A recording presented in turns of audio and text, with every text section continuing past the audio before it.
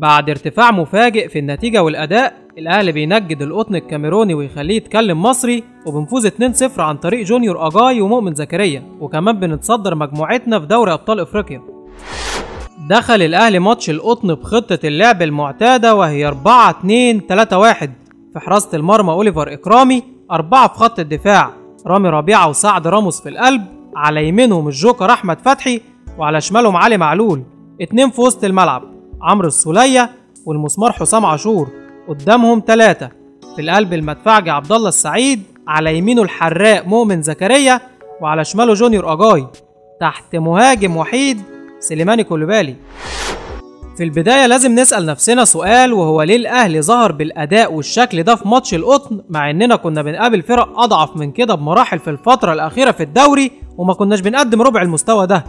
والإجابة إن الأهلي في ماتش القطن لقى الحاجة اللي كان بيدور عليها في الدوري، وهي إنه يقابل فريق بيلعب على المكسب، لأن أغلب الفرق اللي بتقابل الأهلي في المسابقات المحلية بتكون نازلة تلعب على التعادل، وإن أهم حاجة ما يجيش فيهم أجوال، وبيكونوا واقفين في مناطقهم الدفاعية بال11 لعيب، فبيقفلوا كل المساحات، وبيكون من الصعب علينا إننا نقدم أداء شكله حلو. رغم الحرارة والرطوبة والسفر والملعب اللي أرضيته ملهاش أي علاقة بكرة القدم، ورغم كل الظروف اللي كانت ضدنا واللي لا قدر الله لو كانت النتيجة سلبية كنا ممكن نلاقي بدل العذر 1000، ولأن اللعيبة رمت كل الظروف دي ورا ظهرها وكان عندهم إصرار وعزيمة ورجولة، قدرنا ناخد من الماتش كل اللي احنا عايزينه. وبالرغم من ان اللعيبة دي هي اللي لعبت الماتشات الأخيرة، عملنا ماتش فيه كل مواصفات الفريق البطل، الفريق اللي عارف ازاي يقسم الماتش على فترات، والفريق اللي عارف انه لو ما جابش جول ما يدخلش فيه جوال، والفريق اللي عنده شخصية في الملعب وبيقدر يتحكم في رتم الماتش. الأهلي كان نازل ماتش القطن مركز في حاجتين، أول حاجة هي انه ازاي يدخل الماتش في أسرع وقت ويمتص حماس لعيبة وجماهير القطن، وعشان كده كان بيحاول لعيبة الأهلي انهم يعملوا أكبر عدد ممكن من الباصات في بداية الماتش وما يفقدوش الكرة بسهولة، لأن طول ما الكرة معانا بنشيل التوتر من علينا وبنحسسهم اننا واقفين على رجلنا في الملعب، وبمرور الوقت بيبدأوا هم اللي يتسرعوا ويغلطوا، وتبقى دي فرصتنا اننا نخلص الماتش.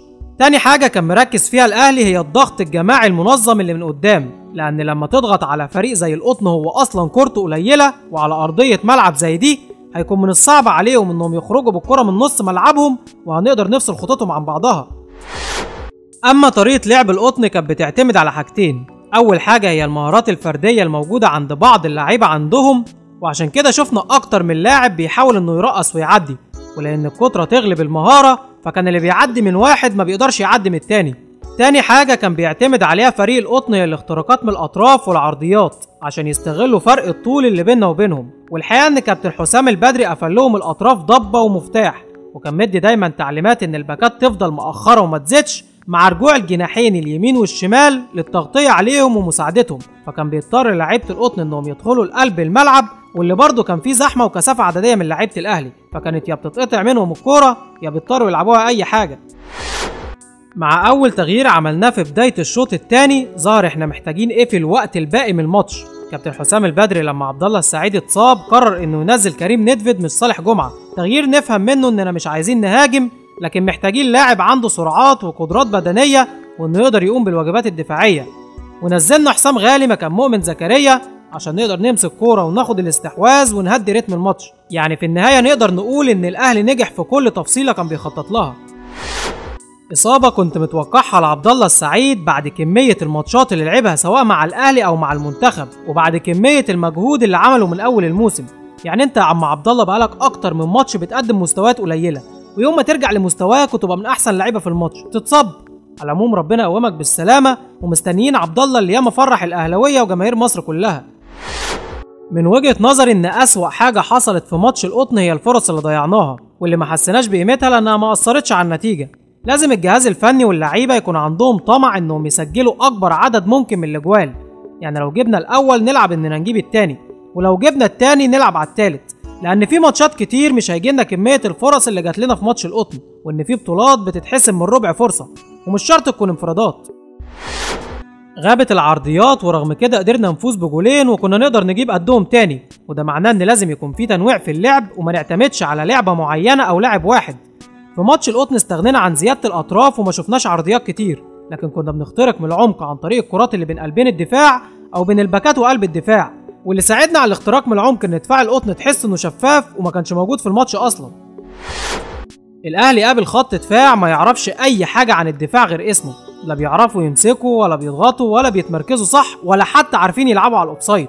وتحس ان دفاع القطن لما بيجي لعيبه الاهلي يلعبوا اي ثرو بيحصل لهم تنويم مغناطيسي، يعني ولا منهم ضاغطين على اللاعب اللي هيلعب الكوره ولا منهم ماسكين اللاعب اللي بيتحرك عشان ياخدها.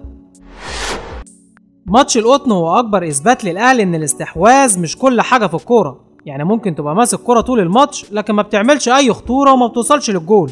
القطن كان واخد الاستحواذ لكن اغلب هجماته كانت بتنتهي من قبل ما توصل لاكرامي.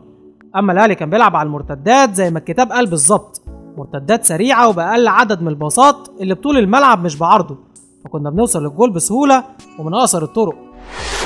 عارف انت المثل اللي بيقول القرعه بتتباهى بشعر بنت اختها؟ او ده اكتر مثل لايق على الزملكاويه في موضوع الاحتفال بجول سيد عبد النعيم لاعب انبي واللي ضيع الدوري مننا وخده الزمالك. انا مقدر جدا ان من قله انجازاتك مش لاقي حاجه تحتفل بيها، بس مش لدرجه انك تحتفل بجول مش انت اللي جايبه وببطوله خدتها عن طريق الصدفه. وبعدين لو انت فرحان ان احنا ضاع مننا بطوله عن طريق نادي تاني وهو انبي، فانا عاوز اقولك ان انت لو قعدت تحسب عدد البطولات اللي احنا ضيعناها منك وفي الاخر احنا اللي كنا بناخدها هتحتاج سنين ضوئيه عشان تعدها.